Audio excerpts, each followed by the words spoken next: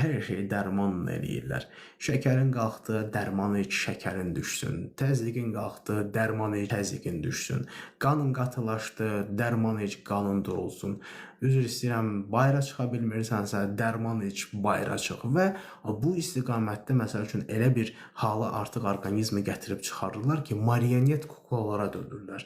Doğrudan da bu marionet kuklaları əl barmaqla idarə edirsiniz. Bu dərmanlar sizi bax belə-belə əlinizi, qolunuzu, ayağınızı, ümumiyyətlə bütün həyat ritmlərinizi dərmanla idarə etmiş olursunuz. Bu faciəvi bir şeydir. Bu da əlbəttə ki, zehniyyətdən irəli gəlir. Baxın, bu xanımın zehniyyəti onu o istiqamətə doğru əmin addımlarla aparır. Çünki diyet yox, dərman müalicəsi.